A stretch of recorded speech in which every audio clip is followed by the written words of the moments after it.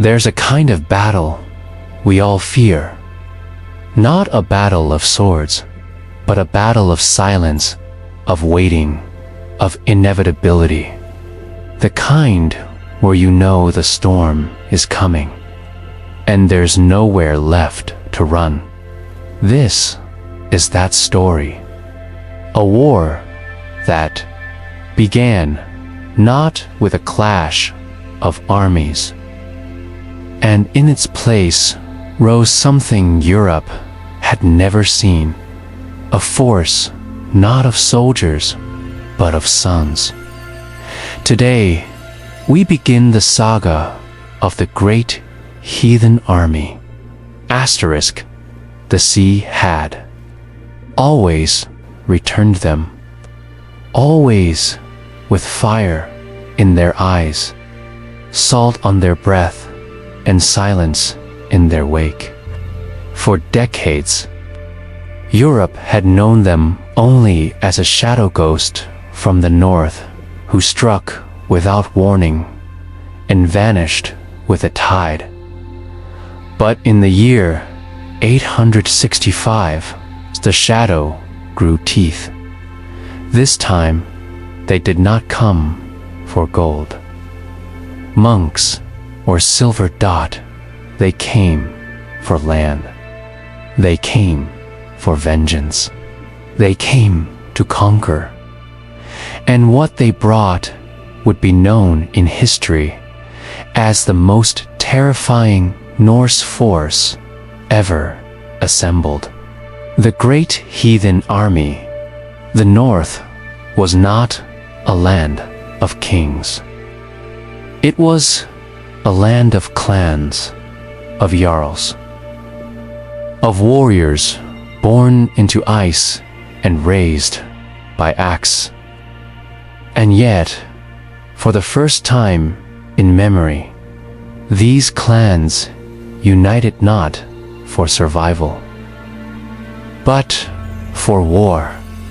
Messengers crossed the fjords. Whispers echoed through smoky halls, and a single, furious idea spread like wildfire. The time for vengeance had come. It was said that Ragnar Lothbrok, perhaps the greatest Viking to ever live, had been captured by the English king, El of Northumbria, thrown into a pit of serpents, mocked, tortured. But before the venom took him, Ragnar laughed. He sang of Valhalla. He prophesied how the little piggies would grunt when they hear how the old boar died. That laugh, carried in legend, lit a fire that even the oceans couldn't drown. And so came the sons, each one a name that would carve its way through blood and legend. Ivar, the boneless tactician, visionary, feared across 3 continents. His condition's soft or twisted bones made him deadly from the mind outward. His presence froze battlefields up. Ragnarsson, bold, loyal, the hammer behind the mind of Ivar. Halfdan Ragnarsson, a ruthless commander, cold as the northern wind. Sigurd, snake and eye, so named for the mark in his eye, a son of fate. It circled the quiet flame, the edge behind the blade. From Denmark, Norway, and Sweden, they rallied warriors, veterans of distant raids, young men with nothing left to lose, mercenaries drawn by coin and glory. Some came for land, some for revenge, some just to die with a sword in hand, but all came for England. They crossed the North Sea in ships that howled like wolves. Hundreds of dragon-headed longships pierced the horizon like a nightmare. By the time the smoke rose in the east, it was already too late. They landed in East Anglia not as raiders, but as an army. No heat and run, no retreat. They disembarked with horses, weapons, and tents. They were here to stay. The king of East Anglia, caught off guard, offered tribute geld, horses, supplies, anything to buy time. But time was all the Vikings needed. They camped, fortified, spied, and then they turned north to the fractured kingdom of Northumbria. Asterisk, Northumbria was weak. To rival Exile and Ospertor, the land apart in civil strife. Their armies were divided, their people uncertain, and the Norse saw opportunity. The city of Eophoric, modern-day York, stood as the jewel of the north. A former Roman stronghold, rich and lightly defended. On November 1st, 866, the great heathen army struck. They overwhelmed the city like fire through dry wood. Streets filled with screams. Church bells rang once to Iceland, then fell silent. By morning, the Vikings had taken York. For the first time, the Norse didn't just raid a city, they claimed it. The two rival kings, desperate now, united to retake the city. They marched south with what forces they could gather. But unity, forged in panic, is brittle. In March of 867, the armies clashed near the gates of York. It was chaos, steel against shield, against shield. A storm of ash and blood. By the end, the Saxons were broken. The city held both Exile and Osbert were captured. This was the moment Ivar, the Boneless, had waited for. He didn't want ransom. He didn't want surrender. He wanted a message. Legend says Ivar ordered the blood eagle. El was tied face down. His ribs split from his spine. His lungs pulled out and draped over his back like wings. Some say it's myth. Others say it's truth. Either way, it worked. Because what happened next was fear. Not just in Northumbria. Vikings weren't just invaders now. They were executioners. And York, now Jorvik, became their throne. The Norse didn't abandon it. They rebuilt it. Wooden halls rose beside Roman walls. Pagan altars glowed in the shadow of empty churches.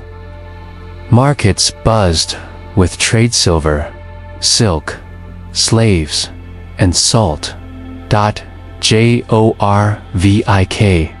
became a Norse city, a Viking capital, and the message was clear. This wasn't a raid. This was a war of conquest, and it had only just begun. Asterisk, York was not the end. It was only the beginning. The great heathen army, now entrenched in Northumbria, turned its eyes south toward the kingdom of Mercia. Mercia had once been mighty ones, feared across the isles, but by now it was hollow.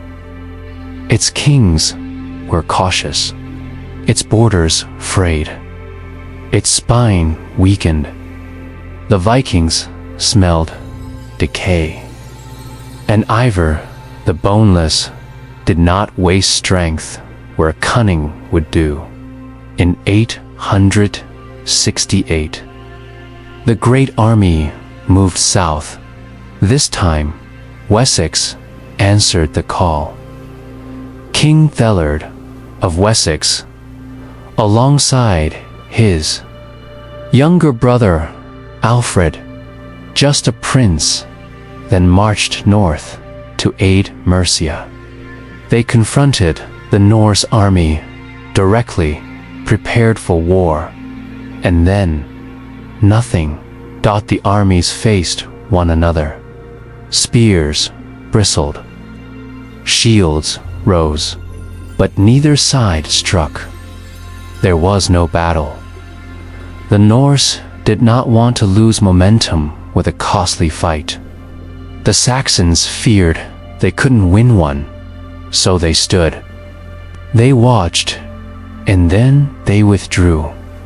It was a war without blood. But in silence, the Norse had already won. Mercia's weakness was confirmed. The Saxons' fear exposed. The Vikings returned to York untouched, unchallenged, unstoppable. But their hunger grew, and they weren't finished. In 869, the great army marched east, this time with fire. They swept through East Anglia, torching monasteries, sacking towns. The wind carried the smell of smoke, and the ground soaked in blood. At the center of it stood a King Edmund, a man of faith, a symbol of devotion. But he would not kneel when the Vikings captured him. He refused to renounce his God. He would not bargain.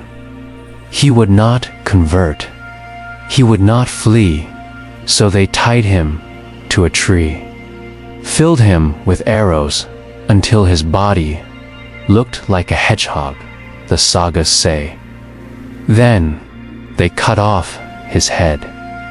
The legend says his followers searched for the head through the woods only, to hear a voice calling to them. They found it guarded by a great wolf. Unscathed, the English called him a saint. The Vikings called him an example. East Anglia was gone. Now the Norse held Northumbria, East Anglia, and much of Mercia, and only one kingdom remained.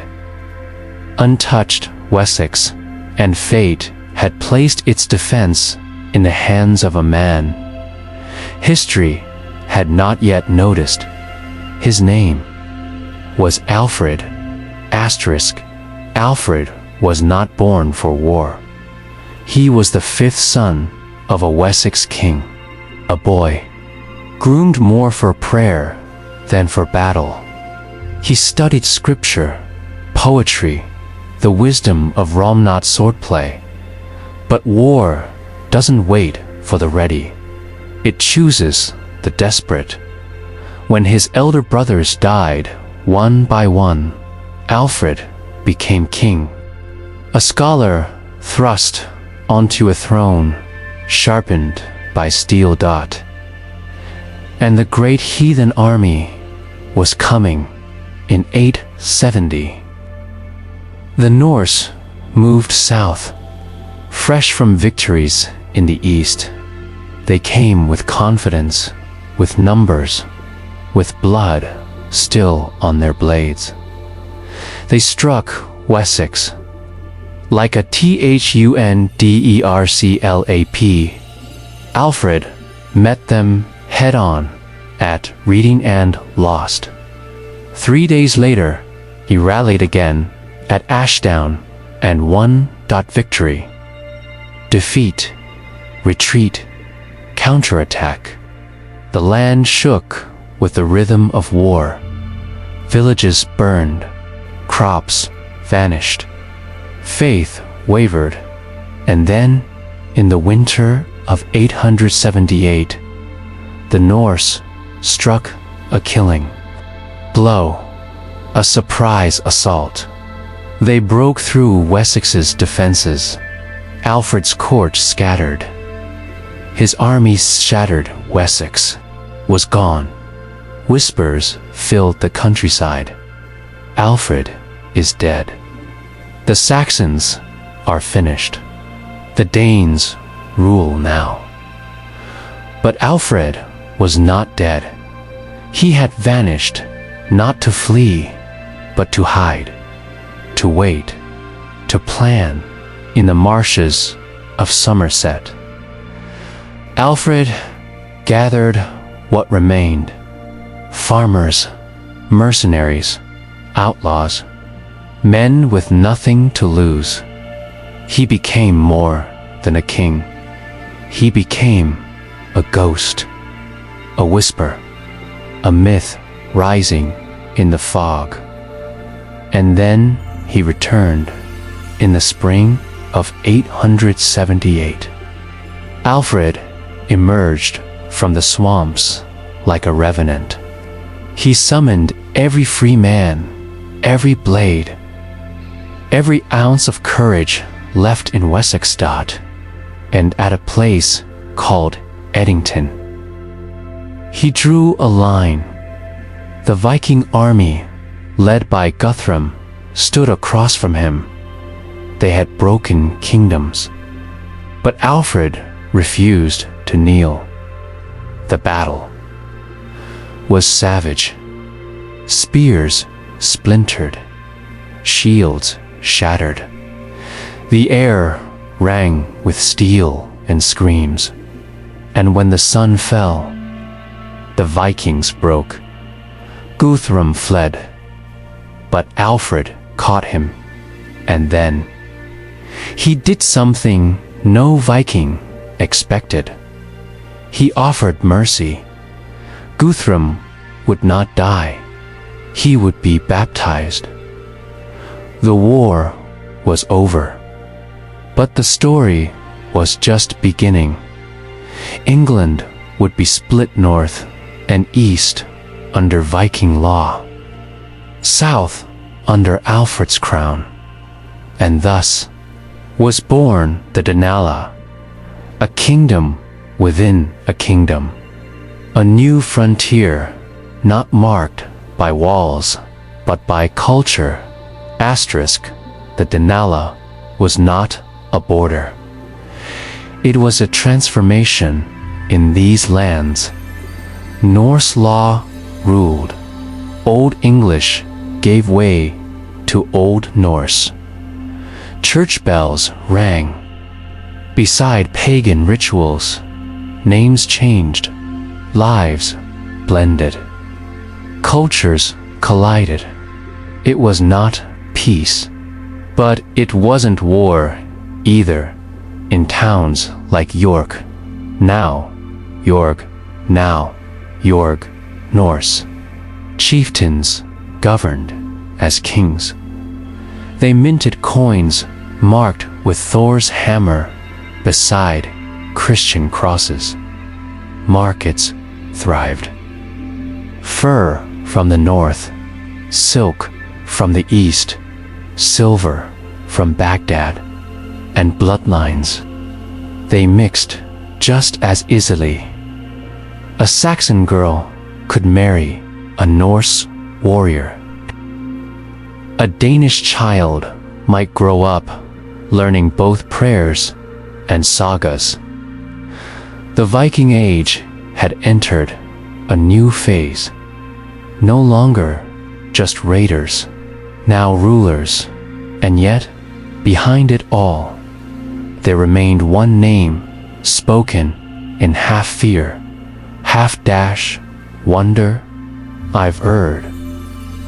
This army to glory, he had outwitted kings, toppled kingdoms, and then he vanished. Some say he died in Ireland. Some say he was never one man at all, just a myth made from many. But his work endured. That army he built outlived him. The fear he sowed became a border. The strategy he mastered became the model for others, because the Vikings were not done. Across the sea in Ireland, they built cities: Dublin, Waterford, Limerick.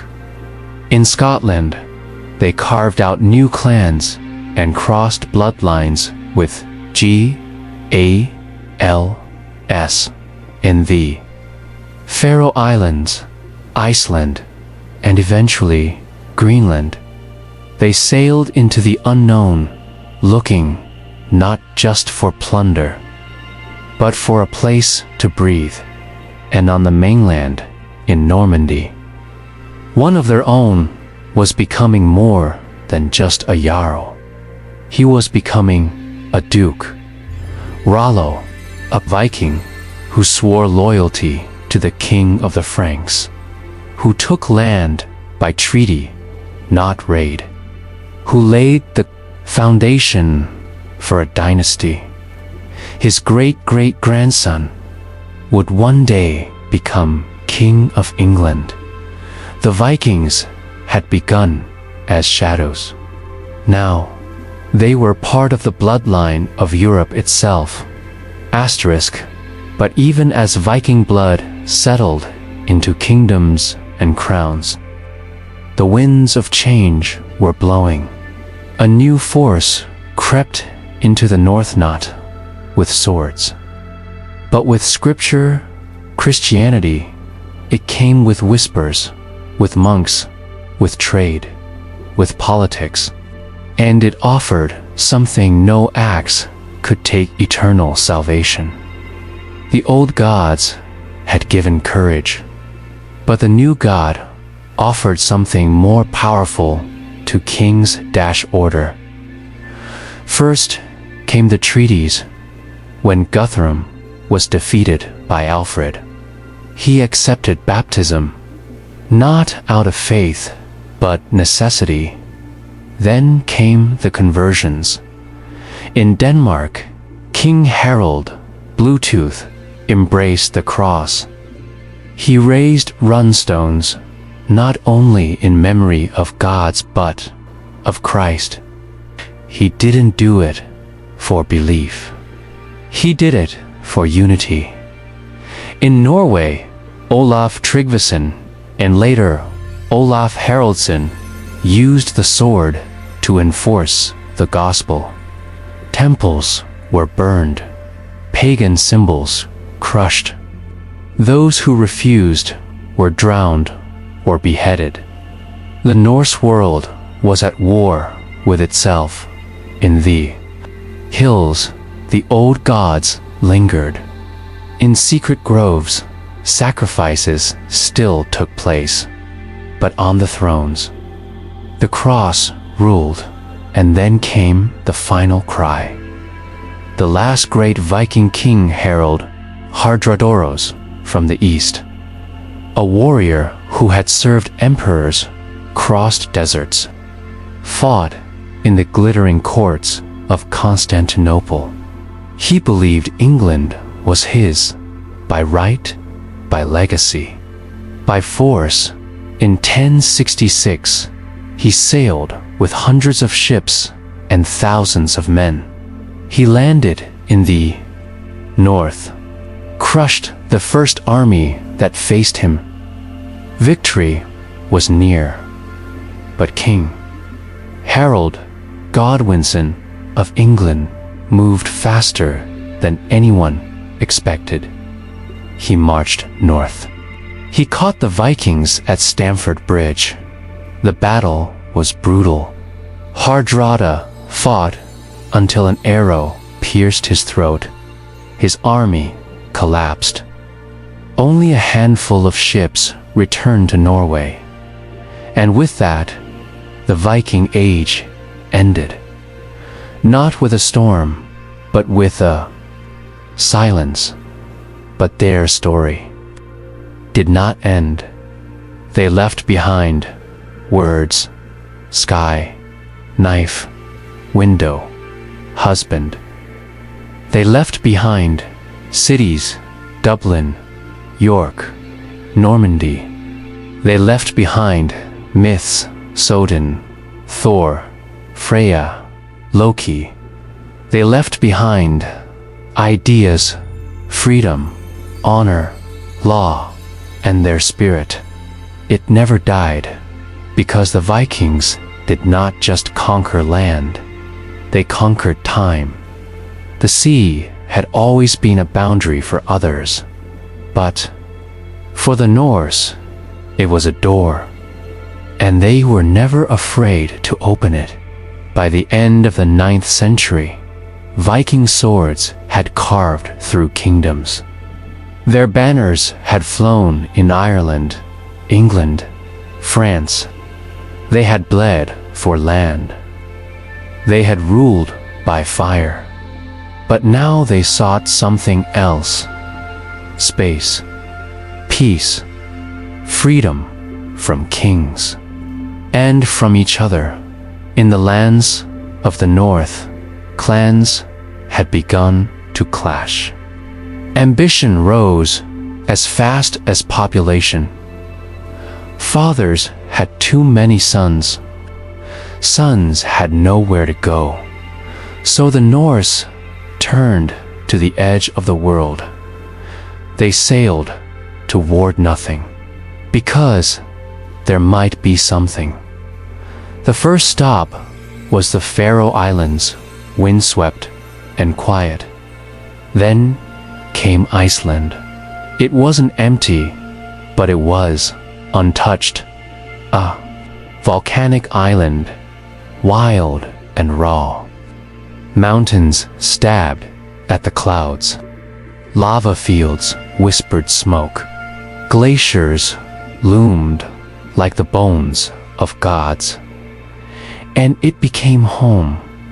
Families who had once raided monasteries now raised sheep on lava soil. Outlaws became lawmakers. Pagans held assemblies beneath open sky. There were no kings in Iceland. Great gathering of clans, where men debated, judged, voted that they didn't ask for rule. They asked for fairness. And in that cold, strange land, the Norse found something they hadn't had in centuries: balance. But even here, the hunger didn't fade, because some looked west and saw more. One of them was a man called Erik the Red. Erik the Red was not a hero. He was an outlaw, banished from Norway for murder, banished again from Iceland for more blood, a man too dangerous for lands already wild. But Erik didn't run.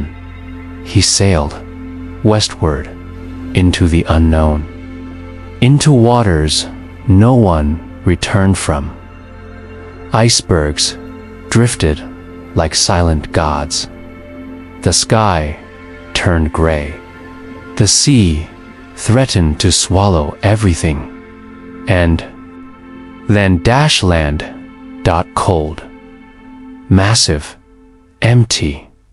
Mountains, taller than any he'd seen. Ice that went on forever. But fertile pockets of green clung to the southern coast. He named it Greenland for what it was, but for what it could become. Because Erik knew names were power. If he called it to paradise, people would come. And they did. In 985, Erik returned to Iceland with tales of a land where farms waited, untouched. Hundreds followed. They braved storms. They buried loved ones at sea. And they built a home on a frozen edge of the earth. Erik ruled as chieftain. Not by decree, but by legend. He was the man who found Greenland, and he would die there. But before he did, his son would dream further. A boy raised in the silence of glaciers. A man born into exile, yet pulled toward destiny. His name was Leif Erikson, and he would be the first European to set foot on a continent no one yet understood. Leif Erikson grew up where the world felt unfinished. In Greenland, the mountains had no names. The stars were older than the stories. And the sea was always waiting. He heard tales from sailors' rumors of land beyond the western ice, from hunters blown off course, from skalds drunk on possibility. But Leif didn't chase a myth. He prepared for a voyage. He gathered a crew, reinforced a longship, read the weather, studied the tides, offered sacrifices to Thor. And then he sailed west to the gray, unknown days. Passed, then weeks. Cold gnawed at their fingers. Fog clung to the ship like a shroud. Icebergs groaned as they drifted past. And then, land. Not one place, but three. The first was rocky, barren. He named it Helluland, land of flat stones. The second, full of forests and wild animals, was called Markland, land of woods. But the third was something else, gentler, greener, with wild grapes growing along the coast. If the sagas speak true, he called it Vinland. There were no kings here, no priests, no taxes, only the wind, the trees, and freedom. The Norse built a small camp, possibly in what is now Newfoundland, Canada. They hunted, they fished, they explored. They had found a new world, but they had not found peace at first. Vinland was still, silent, beautiful, but it was not empty. The Norse soon encountered people. They did not speak Norse. They had no ships, but they had eyes that watched, and weapons of their own. The sagas called them Screelings. At first, there was distance. Then there was trade. And then dash violence. No one knows who struck first, but the peace shattered like frost under boots. The Norse tried to fight as they had always fought, with shields, with axes, with fear. But this was not their land. They were far from home, outnumbered, vulnerable, alone. Every day brought new danger. Every shadow looked like a spear. The wilderness closed in. Vinland, once a dream, became a trap. So they made a choice. They left. The Norse returned to Greenland with stories, not of glory, but of what could not be held. Vinland was real, but it would never be theirs. They would not return, and for centuries, the world forgot what they had done. Leif Erikson faded into the quiet of Greenland. No songs were sung in his time. No monuments built. He died without knowing what he had truly done. 500 years before Columbus, he had touched the edges of a continent no European knew. He had planted the Norse spirit into the future, and the world turned without him. But history has long memory. In time, the sagas were written, stories passed down through ash and fire, of Erik the Red, of Leif, the land, of the land they found, and the one they left behind. And in 1960, on the coast of Newfoundland, buried beneath centuries of soil, a discovery was made. Viking ruins, timber-framed halls, nails, tools, a spinning loom. Proof that the stories were true. The Norse had been there. They had crossed the sea. They had stepped into a world they would never claim, but would never be erased from. They came not to conquer, but to reach, to ask the question that shaped every voyage they ever made.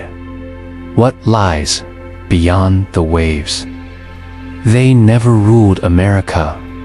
They never even stayed. But they had touched it, and that, in the Viking heart, was enough. Because the North was never about ownership. It was about the journey, the edge, the wind, and the water. And when they sailed west from Iceland, from Greenland, into the gray fog of the unknown, they left behind no flag, only footprints, and that was their legacy.